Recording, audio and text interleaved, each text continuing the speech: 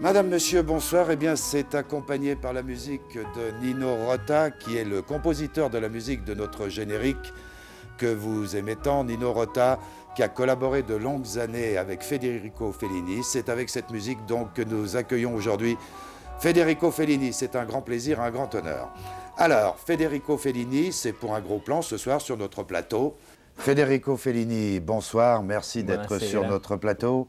La dernière fois que je vous ai rencontré, c'était à Cinecittà à Rome, vous tourniez Casanova, c'était il y a 13 ans, comme le temps a passé. Et vous m'aviez dit à cette époque une phrase que j'ai bien retenue. Vous m'aviez dit « La seule question qu'un journaliste devrait poser à un metteur en scène, c'est « Comment ça va ?» Alors, comment ça va, Federico Fellini? Bene, grazie. Bien, merci. Spero di lei. J'espère aussi C'est pour fini? vous. Oui, presque fini. Nous sommes dans une situation insensée tous les deux, parce que vous détestez les plateaux de télévision. No. Oh, un petit peu. Entre parenthèses, vous avez beaucoup de talent pour les reconstituer, car nous avons passé la semaine dernière Ginger et Fred, et votre plateau de variété est magnifique. Vous devriez faire des émissions de variété à la télévision. Et la deuxième chose, c'est que vous détestez les interviews. Ma non è vero che Mais ce n'est detesto pas le vrai ce que je interviste. déteste les interviews. Certo, essere Certainement. sottoposto a un'intervista dopo 2 Être ore di décomposé volo, en interview, après 2 heures de vol non è et una être déplacé situazione ici ideale, très ma vite, comunque ce n'est pas une situation idéale, mais donc j'accepte volontiers toutes vos questions que vous aurez la bonté de me poser. Et je voudrais répondre comme si c'était la première interview de ma vie, avec une sincérité, une bonne foi et une originalité totale. Je me mets dans cet état d'âme. Mais faisons... J'ai jamais eu d'interview et posez-moi vos questions. Je salue mes amis genevois et je remercie que mon film qui est en cours et je réponds avec sympathie à toutes les questions. Le public, la même chose que je me suis diverti à faire pour le public. Me voici à votre disposition. Merci. Alors la première est la suivante. Je me suis demandé que Intervista, les télévisions du monde entier vous demandent sans arrêt de venir sur votre plateau, suivre votre travail. Et j'ai l'impression qu'en faisant Intervista, vous avez fait votre propre interview avec une équipe de télévision qui est japonaise. Comme ça, vous vous êtes dit, c'est fini, les télévisions pourront jamais plus venir maintenant faire un sujet sur moi à Cinecittà. Mais vous voyez, ce n'est pas exactement cela, parce que je suis ici à donner une interview. Oui, d'accord. Alors, ce n'est pas la première fois que vous parlez de vous dans un film. Vous avez souvent parlé de vous dans plusieurs films. Je suis un narcissiste intéressant et je ne suis jamais content de moi-même. Je ne suis pas assez intéressant et je parle de quelque chose que je connais mieux. Alors, vous dites que quand vous livrez vos souvenirs dans un film, le fait de livrer ces souvenirs dans un film, vous effacez du même coup justement vos souvenirs. Et pourtant, dans Intervista, que de souvenirs reviennent et arrivent sur la surface de l'écran.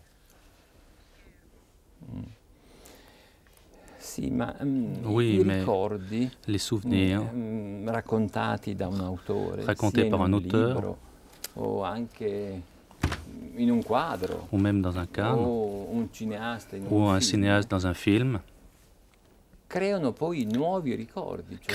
ensuite de nouveaux souvenirs et des souvenirs de cette opération que justement cette personne se souvenait.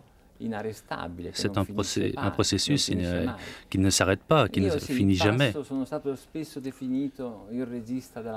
Si dans le passé j'ai été défini souvent le réalisateur de la mémoire et des souvenirs, je préfère la première définition.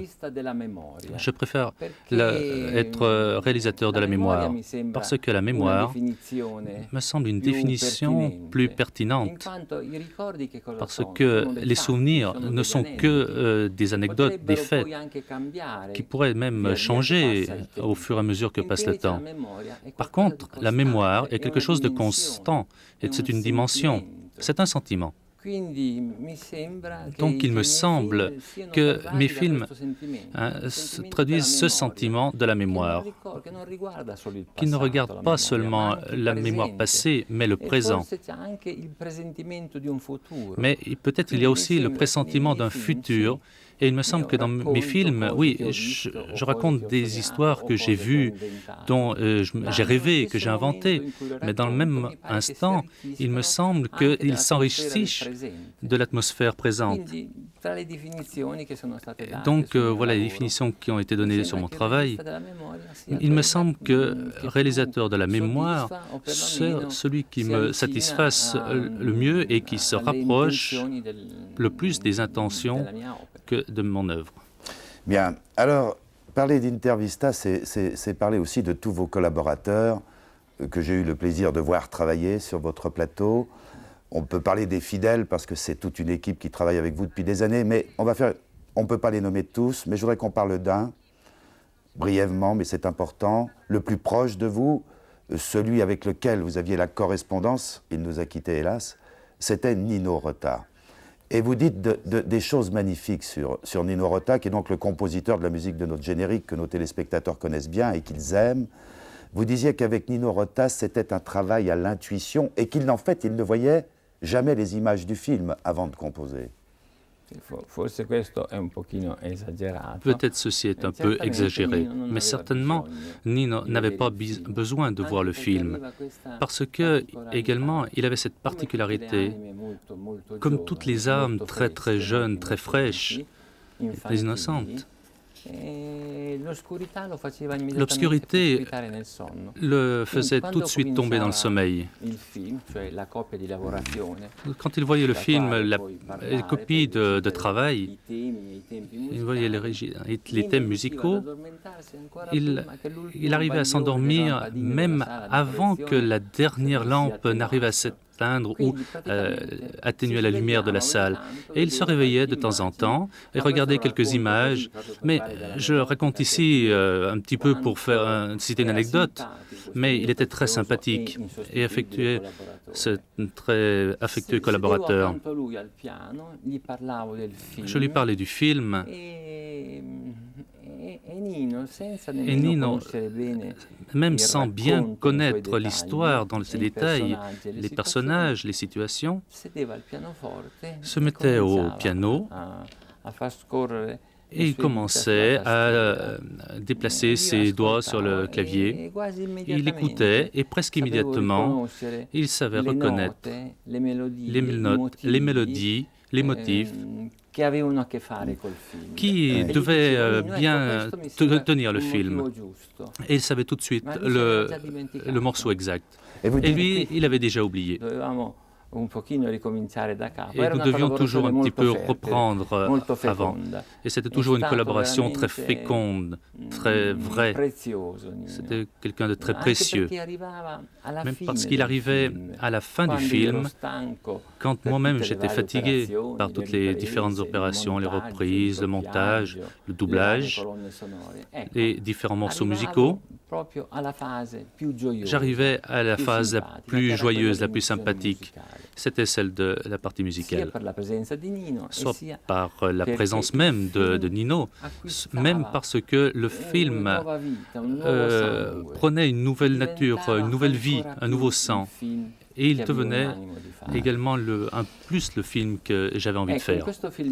Eh bien, dans ce film que je voulais faire, Intervista, j'ai voulu, en quelque sens, rendre un petit hommage à Nino Rota, en mettant, par-ci par-là, dans quelques séquences, des morceaux musicaux, des thèmes qui appartenaient au film que nous avions fait précédemment. Que d'amour, que d'humour, que de joie, c'est un hymne au cinéma formidable, c'est un film qui rend heureux, cette Intervista. Et je sais que vous aviez déclaré que quand un film se termine, dans votre fameux studio 5, qui est un peu votre résidence principale, j'oserais dire, quand on enlève les décors, vous disiez tout ce qu'il y a eu comme histoire d'amour, d'amitié pendant un tournage, avec les décors qui s'en vont, on a l'impression que ces histoires s'arrêtent aussi. Comment vous ressentez ça ? mais comme un déplacement, comme quelqu'un qui laisse chez lui, là où il a habité très agréablement, qui a passé de nombreuses journées, qui a eu des émotions et des joies, et il doit trouver une autre maison et doit transporter tout avec lui-même. Il doit trouver de nouvelles saisons, de nouvelles personnes, de nouvelles amitiés et de nouvelles rencontres. Donc c'est un peu ainsi. Un film qui se termine ressemble énormément à la fin d'une saison et au début d'une nouvelle. C'est un petit peu exagéré de dire que moi je les abandonne. En effet, peut-être je ne les abandonne jamais, parce que mes films sont moi-même, ils sont avec moi. Ce serait comme dire que quelqu'un abandonne la jeunesse ou le premier amour ou la troisième année élémentaire. Pratiquement, ce sont des couches qui constituent l'essence la plus authentique de la propre personne, de la personnalité, de la vie. Je ne suis pas un réalisateur qui reste attaché très précieusement à ce qu'il a fait. Comme la même manière que je n'aime pas regarder de vieilles photographies, je n'aime pas regarder d'anciens films. Il me donne un sentiment d'embarras. Et improvisément, on voit dans le miroir cette vision pas très agréable. Je préfère les revoir. Il me donne toujours l'impression d'un quelque chose qui m'appartient si profondément et que j'ai archivé et qui, tout compte fait, je préfère ne pas être agressé par ces images qui portent avec elles des souvenirs. Nous y reviendrons sur ce point, mais sur ce Studio 5, il y a aussi une chose que vous aimez beaucoup, c'est avant le film, avant de commencer, quand le studio est vide, qu'il est à vous. Est-ce qu'à ce moment-là, justement, ce vide, tout le film imaginaire défile, j'imagine, dans le studio, là, avant qu'il y ait le moindre objet, le moindre décor? Moi, je vois que vous avez lu avec beaucoup d'attention toutes les choses que j'ai déclarées ainsi dans différentes entrevues. C'est la moindre des choses, non? Un peu surfait. Le studio vide me communique également aujourd'hui, après 40 ans, un peu d'ébriété. Et je pense que c'est la même ébriété que l'Esprit Saint et le Père éternel a éprouvé quelques minutes avant la création. Le réalisateur, en général, cultive cette composante semi-divine. Et juste avant le Fiat Lux, c'est un moment particulièrement émotionnant. Et même le producteur qui ne sait pas comment cela sera la création, de quoi sera fait le film, je pense que peut-être l'émotion, même de caractère esthétique des choses, le producteur financier et économique a deux fonctions assez semblables. Alors, il y a le studio où Federico Fellini travaille. C'est une grande joie professionnelle que nous avons eue il y a 13 ans, vous voyant diriger dans Casanova, voir comment ça se passe, votre travail sur votre plateau. Et ça, je crois que les téléspectateurs vont se rendre compte ce que c'est que d'être dirigé par Federico Fellini. C'était pour Casanova il y a 13 ans. Tieni, Norm.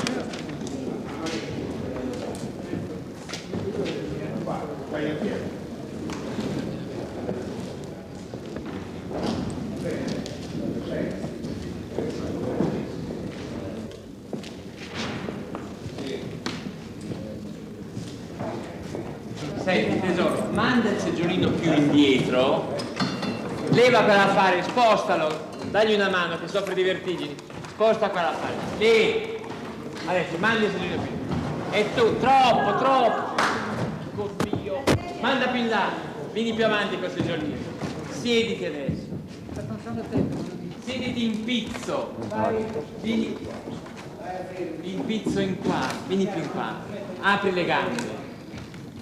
Vieni più in qua. Tu, vieni su da più in avanti. Vedi la gamba un po' più in qua, Così, stai fermo. Gira quella gamba più in là. Quell'altra! Stai in avanti. Stai come stavi con le mani. Con le mani, come stavi? 37-21 prima. Sistemati. Musica. Vai Anna Maria, comincia a andare con me. Vai Anna Maria. Vai Anna Maria.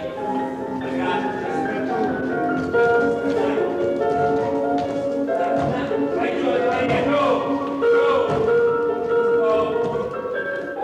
Scena 67-21 seconda. Vai Maria Luisa, musica. Azione Anna Maria. Comincia a andare. Vai Anna Maria. Giù Anna Maria, giù.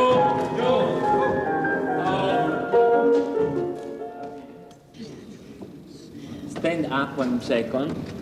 Vai a posto, Menicuccio. Scusa, silenzio. Voilà, silencio. Et ce qu'il y a de drôle d'ailleurs sur le plateau, vous dites silencio, vous avez quatre personnes qui reprennent silencio, silencio, silencio, silencio, ça fait comme un écho.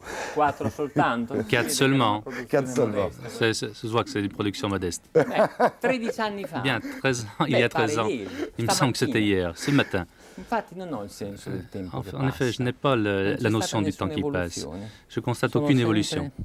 Je suis toujours le même irresponsable qui se plaît à faire. Et ceci justifie toujours mes absences et certaines situations. Evasive risposte. De nombreuses réponses évasives, parce que la personne qui fait ce métier n'a jamais la sensation que le temps passe. Le temps se dématérialise pratiquement. Il me semble d'être toujours dans la tête de pause et de continuer ainsi de faire le personnage qui donne des conseils, des ordres. Ho voluto concedere un pochino di retorica sentimentale. C'est directeur un peu sentimentalement et je me considère très fortuné et je me considère une personne fortunée parce que très vite j'ai trouvé le chemin qui m'appartenait et je me dirige vers l'itinéraire qui devait être ma vie et de ne pas avoir tout à fait terminé mon itinéraire de travail. Et j'espère vous revoir l'année prochaine, toujours avec vous, et qui me ferez voir un extrait de cette interview et continuer à parler du travail avec passion, détachement et sympathie. On va expliquer, Federico Fellini, le mécanisme, un peu comment naissent les films et puis les problèmes qui peuvent apparaître pour que le film se fasse. Alors, l'Anna Veva, vous aviez un problème, vous cherchiez quelqu'un, il y a un visage qui vous manquait, et en fait, vous découvrez ce visage au théâtre Argentina à Rome. Je crois que c'est ça, non? Ah, lei parla dell'attrice tedesca Pina Bausch. Vous parlez de l'actrice allemande Pina Bausch. Oui. Il mio lavoro Mon travail ha delle fasi così, a des phases ainsi. Non voglio dire drammatiche, Je ne veux pas dire dramatique, qui serait excessif, mais en somme, di un'ansia, di una couplé avec une anxiété, une attention qui pour moi per me si presenta ça se présente particulièrement dans la phase qui est appelée casting, c'est-à-dire définir les images en chair et en os des fantasmes qui ont habité ton imagination pendant qu'on préparait une copie, pendant que l'on faisait des schémas de scénario. Toute cette phase qui précède le démarrage du film, c'est une phase très très délicate, car il est très difficile de faire coïncider un fantasme que l'on a pratiquement matérialisé dans notre esprit imaginatif, donc de faire coïncider ce fantasme avec une personne qui vit réellement, qui parle, qui a une voix, qui a des tics, des habitudes, qui s'habille d'une certaine manière. Donc cette phase de la recherche des acteurs ou des visages qui doivent incarner les différents personnages du film est très émotionnant pour moi, parce qu'il me semble que mes films me viennent à l'encontre, à petits morceaux, parce que parfois je me laisse fasciner par une cravate, une montre, des chaussures, ou bien quelque chose qui me fait rappeler un certain paysage. Et ainsi, tout ce qui peut susciter ces émotions, qui n'a rien à voir avec le film, m'apporte de toute manière quelque chose, et il me semble qu'il soit de toute manière dépositaire d'un petit morceau du film, et donc je le garde. Je trouverai une autre chose, et peut-être avec un petit rien ou un petit accent, une couleur de cravate qui me semble appartenir à autre chose. Peut-être un peu capricieux, peut-être un peu superstitieux, mais j'ai besoin de ces rites. J'ai besoin de rester dans la pièce de mon studio et de réfléchir le plus possible. Je répète, pour que chacun, à sa manière, collabore d'une manière inconsciente à la matérialisation de ce qui sera le film. Donc, pour le personnage de la princesse aveugle, j'avais vu de nombreuses actrices, même italiennes.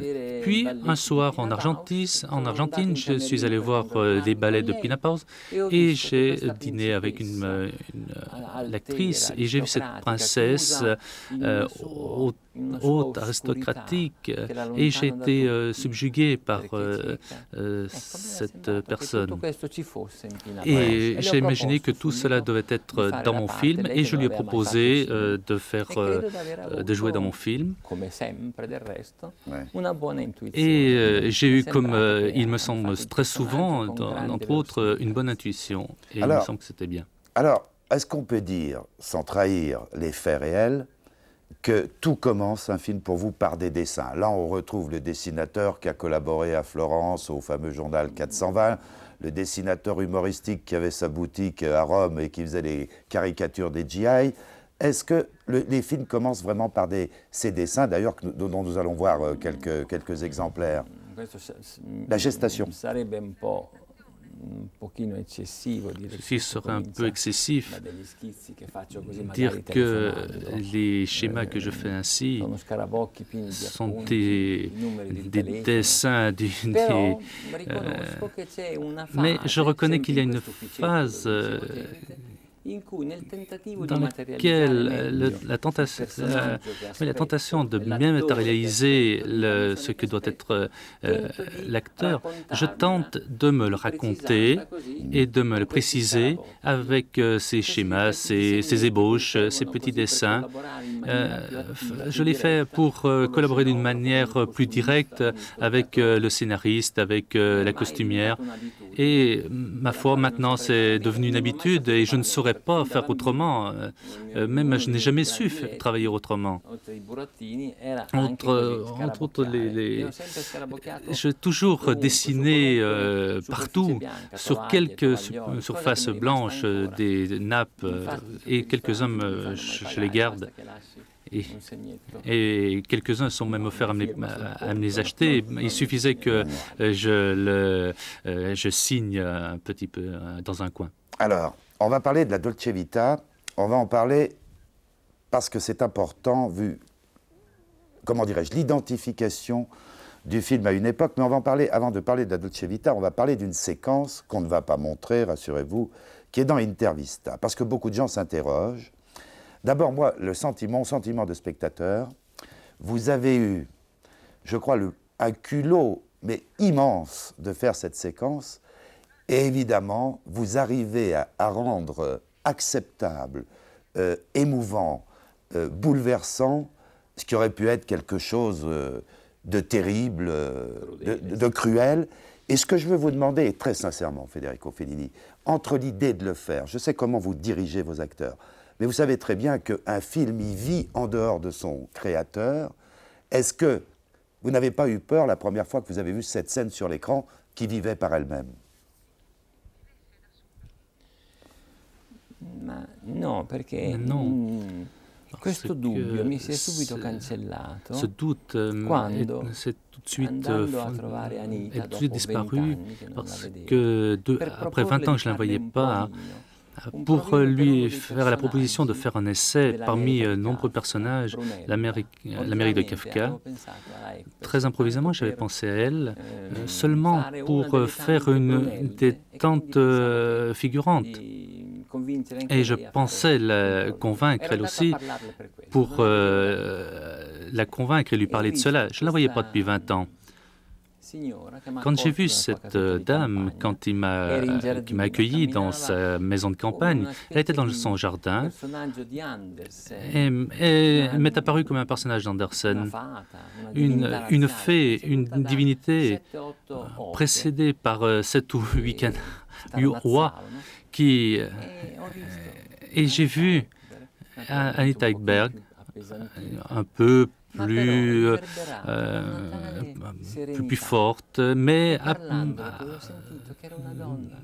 j'ai senti que c'était une femme qui appréhendait les saisons de la vie sans aucune nostalgie des temps passés, sans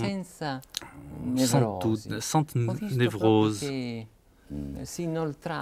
J'ai vu vraiment qu'elle s'épanouissait dans une saison qui, d'habitude, laisse tout le monde un peu très bien, un peu mal. Mais elle affrontait cela avec un courage, une sérénité que j'ai pu ressentir profondément elle-même. Une fontaine sacrée, quelqu'un qui sent quelque chose de plus.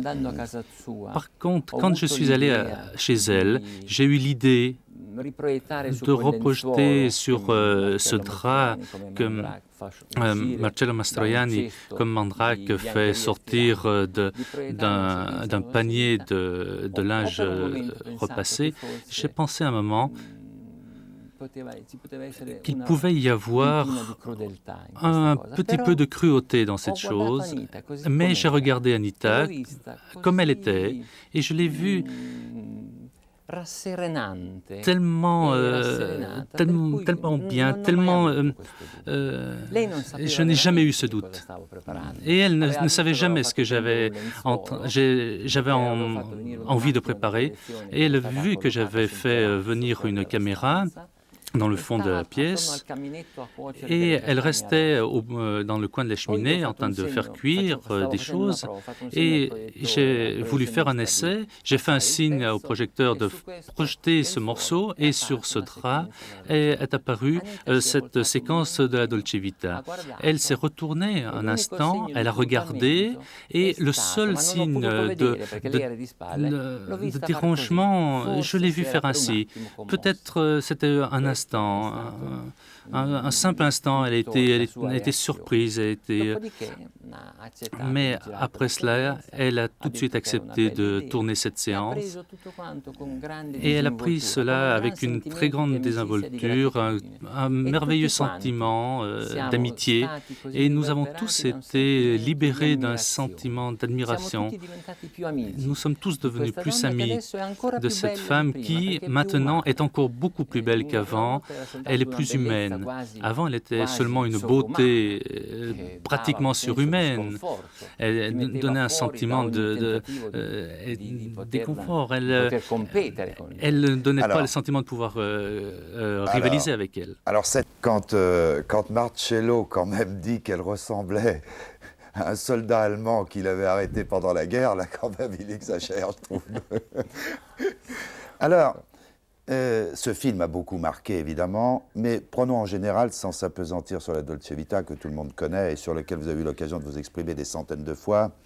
Est-ce que c'est difficile de couper le cordon ombilical avec un film? Parce que je crois à un moment dans le livre formidable que je présenterai à la fin, vous dites qu'un film, il vit pour vous à un moment donné entre le chantage et la fraternité.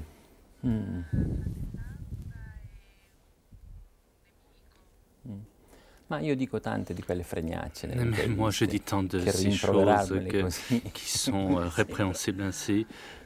Un film a de nombreuses manières de s'adapter avec son auteur. Il y a la fin des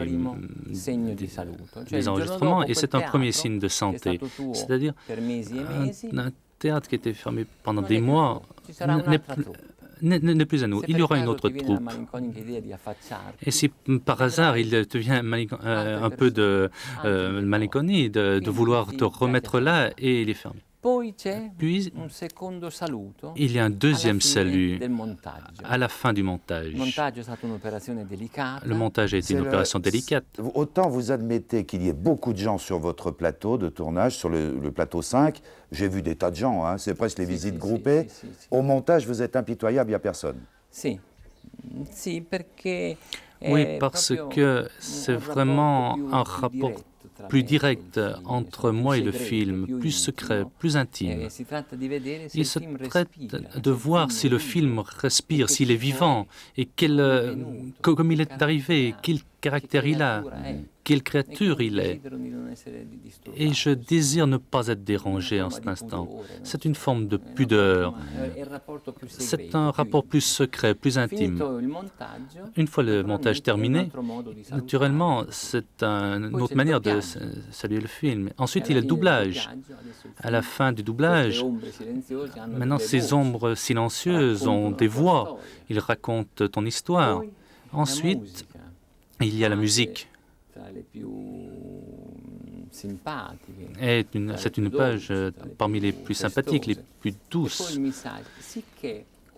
Et puis la vue des premières sorties.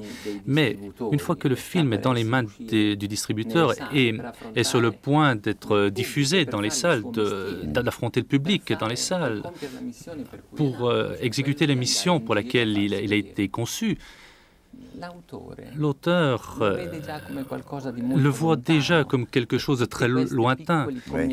Et toutes ces petites choses ont créé la possibilité de couper ce cordon ombilical, comme vous disiez précédemment. Alors, les téléspectateurs me reprocheraient beaucoup si je ne faisais pas des brefs flashs sur votre story personnelle. On reviendra au film. Mon Dieu, qu'est-ce que vous allez me faire voir? C'est pas grave. Alors, on parle de... Moi, il y a des choses qui m'ont enchanté dans le livre dont je parlais tout à l'heure, que je vais présenter. Bon, c'est tout le lycée à Rimini, avec des histoires formidables que vous racontez, où on passait des examens en apportant du parmesan à l'instituteur, le cinéma où il y avait la pharmacienne qui y allait souvent, et qui suscitait, elle faisait grimper les recettes parce que je crois que tout le monde allait s'exercer pour conjuguer le verbe aimer avec elle. C'est vrai ça? Oui. Tout ce que j'ai inventé est vrai. Et puis ce que je trouve extraordinaire, c'est quand vous racontiez à l'instituteur que les troupes italiennes avaient pris une nouvelle ville en Éthiopie, vous inventiez le nom de la ville qui n'existait pas, et ça vous permettait d'avoir congé. Ça, c'est extraordinaire. Oui, mais le nom de cette ville, c'était un mot un peu lourd, era una parolaccia, insomma. C'était un gros mot, disons, qui, dans notre... nous étions effrontés étudiants et nous arrivions à convaincre notre présidente que c'était vraiment une ville que nous avions prise. En effet, c'est un mot obscène. Et de toute manière, nous avons été crus et on nous a donné le drapeau et nous avons fait notre fête dans notre ville. Mais où l'avez-vous tous ces renseignements sur ces livres de mémoire? Il y a une histoire qui m'enchante, je ne sais pas si elle est vraie, mais même si elle n'est pas vraie, elle est formidable. Pour éviter l'armée, vous passez 3 jours dans un asile psychiatrique avec un turban de Maharaja sur la tête. C'est vrai, ça?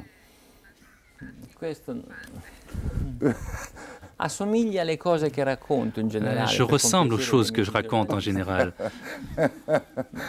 Oui, mais c'est quand même... Je ne me souviens pas si je suis arrivé jusqu'à cette forme assez exagérée. Je n'ai pas fait mon service militaire, c'est vrai. Le turban ou d'autres systèmes, des fleurs aux femmes des colonels médecins. De toute façon, c'est toujours en Italie, c'est un pays très sympathique, où il y a toujours la possibilité de réussir à faire ou à ne pas faire ce que l'on veut. Ouais. Entre nous, la pharmacienne était vraiment belle. Eh oui, la pharmacienne était très belle. Mais laquelle? Parce que j'en ai connu 3.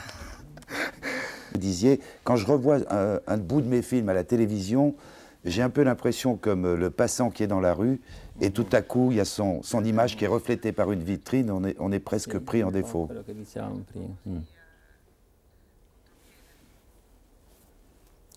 Sì, insomma, è un miscuglio così c'est un mélange d'émotions, d'embarras, même d'émotions que je préfère éviter. Mais ici, tout arrive dans une atmosphère si délassante, avec une telle amitié. J'ai regardé très agréablement ce PC de réalisateur, mais j'aimerais voir des morceaux de futurs films. Ça, ce serait intéressant. Et parce que je n'ai pas d'idée pour le moment. Voilà, la télévision, ça devrait me montrer. J'en ai. Alors, on résume un petit peu, ça va être donc le journaliste, vous avez été journaliste, d'ailleurs vous avez contribué à démoraliser le moral des troupes italiennes en Éthiopie, parce que vous rédigiez un billet qui était celui d'une petite fiancée, dont le fiancé était en Éthiopie, et le ministre vous a convoqué, a dit « il faut arrêter ça, les troupes sont démoralisées », ça c'est fabuleux. Mais revenons à des choses plus sérieuses, c'est la rencontre avec Rossellini, c'est le travail sur Rome, ville ouverte, c'est le travail sur Paisa qui va vous permettre de découvrir l'Italie.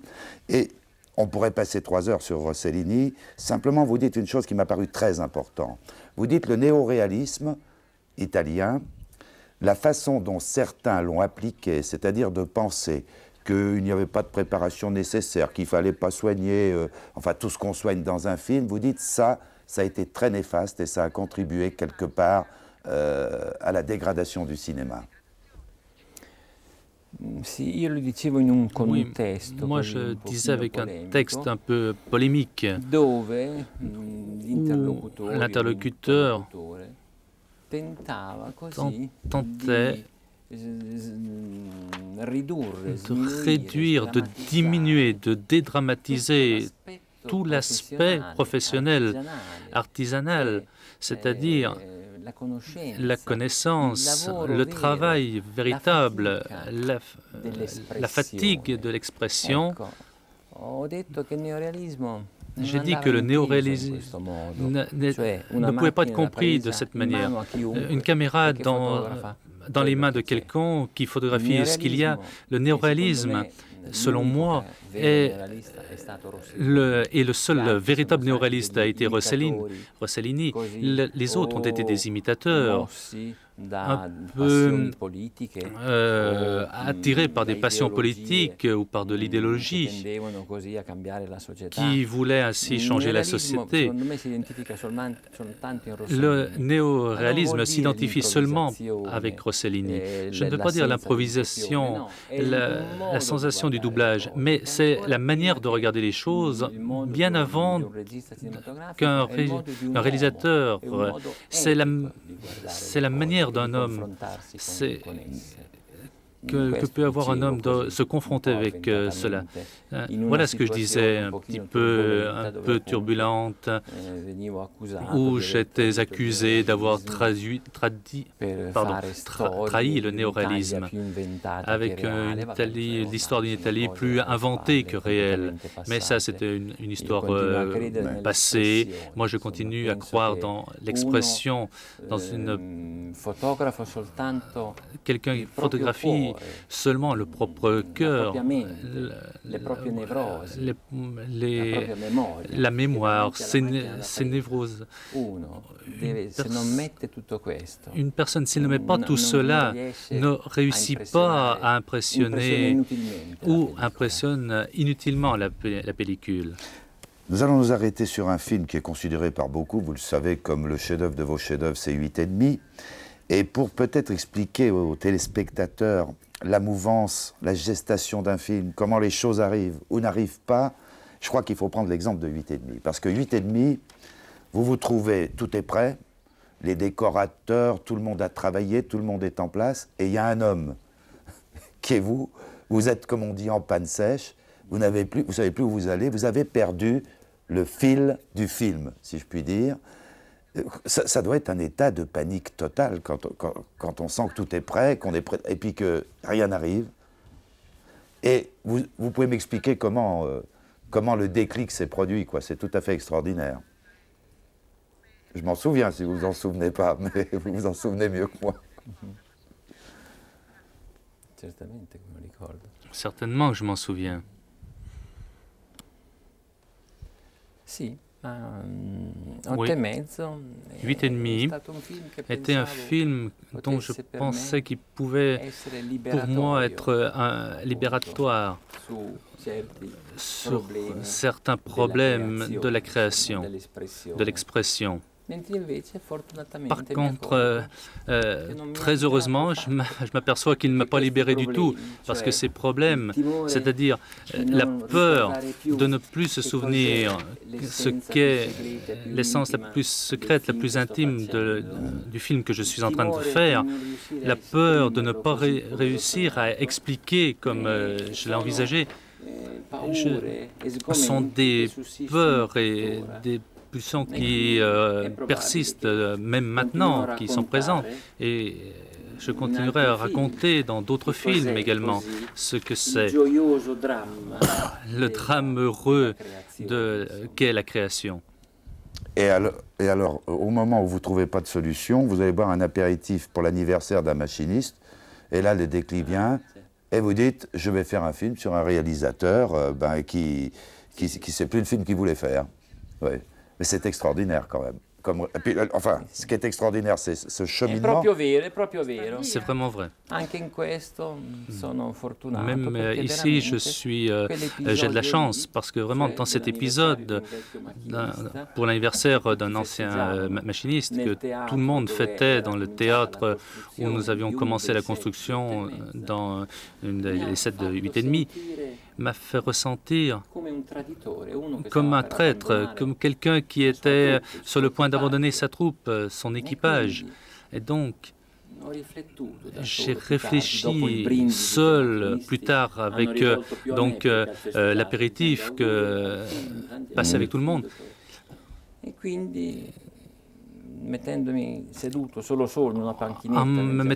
En m'asseyant tout seul sur un banc du théâtre, dans un coin, j'ai pensé que ce que je devais faire était vraiment cela, c'est-à-dire raconter le sentiment, le sens de non-existence, c'est-à-dire ne plus se sentir justifié si l'on ne fait pas son travail. Raconter l'histoire d'un réalisateur qui ne se souvenait plus des films qu'il voulait faire, et il en était ainsi. Un jour, vous décidez d'aller faire un tour chez les Indiens. Vous voyez ce que je veux dire, les Indiens d'Intervista, qui ont des grandes lances sous forme d'antennes de télévision. Vous allez chez les Indiens de l'Araï, donc à la télévision, et vous faites une chose sublime qui est prova d'orchestra. On a l'impression que vous faites ça en vous amusant. C'est bien quand des grands cinéastes vont à la télévision et réalisent pour la télévision. Donnez-moi voir un petit peu votre définition, comment vous ressentez le téléspectateur. Le téléspectateur, je crois que vous considérez que c'est un tyran et un despote.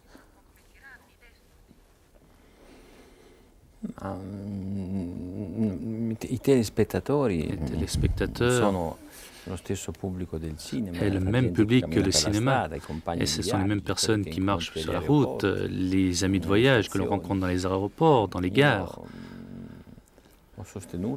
J'ai soutenu et je continue à soutenir que la télévision a inflationné l'image en lui retirant tout le charisme, le prestige et la séduction, l'autorité.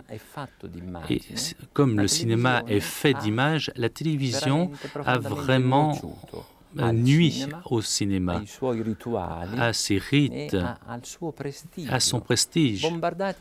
Bombardés comme nous le sommes par cette petite machine qui est à la maison, inexorablement et sans relâche, envoie des milliards d'images sur tout, en nous privant même de la possibilité de rêver la nuit. Certainement, a dégradé l'image à quelque chose tellement de consommation courante qui nous apparaît aux yeux, qui, un peu à la fois, nous avons oublié et nous ne croyons plus à l'autorité suggestive de l'image du grand écran. Et cela, après de nombreuses années, à nous apporter un peu, à oublier le cinéma, à ne plus en avoir besoin. Moi, je n'ai rien contre les téléspectateurs. Moi aussi, je suis un téléspectateur. Je vois rarement la télévision, mais je la regarde et j'ai toujours la confirmation que l'image a perdu cette notion de sacré. Et si vous le permettez, maintenant, Federico Fellini, on va faire ce que j'appellerais un Fellini Express sur des questions très courtes et des réponses qui doivent être tout aussi courtes parce qu'on est en train de dépasser joyeusement l'horaire qui nous était fixé. La politique, vous dites, c'est pour les grands. C'est une façon de regarder ailleurs? La politique. Mais moi, je crois que je fais des films politiques, comme celui qui est passé maintenant. Prova d'Orchestra est un film politique. Tout est politique. Quelque chose que ce soit peut être interprété d'une manière politique. Et comment pourrait-il en être différemment? Moi, je dis que je ne fais pas de politique dans le sens participer activement dans un parti, d'en suivre les directives, d'être cette ferveur de caserne. Pour moi, c'est tout à fait étranger. Vous n'avez pas des tentations pour le Parti radical italien avec une belle députée comme la Cicciolina, qui, je crois, vous passionne quand même un peu?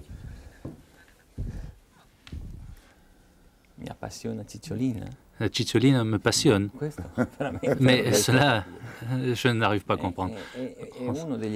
C'est un des épisodes les plus embarrassants de l'histoire de notre partitocratie. Mais peut-être... ça doit avoir un sens, cette histoire de Cicciolina. Peut-être nous n'avons pas tout compris. Comme le matin, nous réveillons avec une sensation un peu désarmée. Et nous semble nous souvenir que nous avons rêvé, mais que nous ne nous souvenons pas de ce qu'il est. Et quelque chose nous pousse à nous souvenir.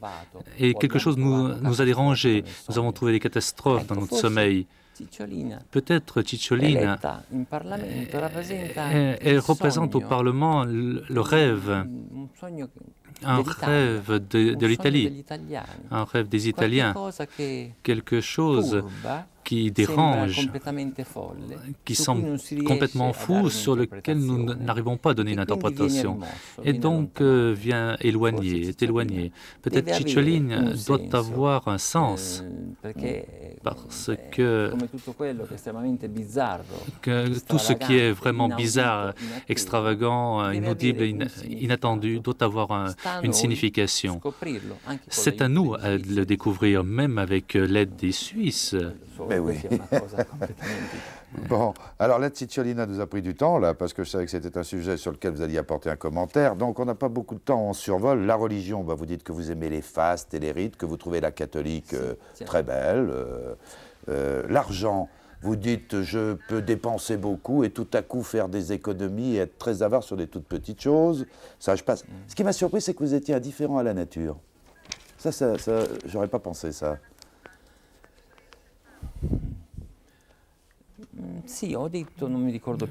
J'ai dit, je ne me souviens pas exactement à quel intervieweur. Je ne suis pas, je ne prends pas de vacances parce que le beau paysage naturel m'est un peu étranger. Il n'arrive pas à me donner des sensations de bonheur parce que les paysages de bonheur que je fais dans le théâtre, et je retrouve tout de suite l'idée du Père éternel que je disais avant, avec un peu de gélatine, un peu de couleur. Je peux faire des campagnes, des terrains enneigés, des marées, des paysages de mer, et comme un créateur, un marionnettiste qui préfère le monde qu'il imagine lui, qu'il invente pour lui, son univers, son univers fait avec ses propres mains. Alors, passons sur les voyages. Vous en avez fait beaucoup sans partir. Quand je dirais que vous auriez aimé tourner King Kong, que vous adorez les James Bond 007, ce qui va surprendre beaucoup de gens, j'aurais presque tout dit. Si, tout de même, quand vous regrettez de n'avoir pas eu un impresario, un grand impresario qui gère toute votre carrière, que vous n'ayez pas à perdre du temps à aller trouver des producteurs ou à les convaincre, des voyages inutiles ou des rencontres inutiles. Vous avez vraiment rêvé d'un grand organisateur comme ça? Mais oui, certainement, parce que jusqu'à présent, il m'a manqué. Mais peut-être qu'entre ici en Suisse ou entre l'Égypte et la Suisse, il y a deux pays qui aient pu produire ces deux types d'impresarios maternels et qui me laissent poursuivre tant que j'aurai du souffle à raconter mes images. Alors, un jour, attention.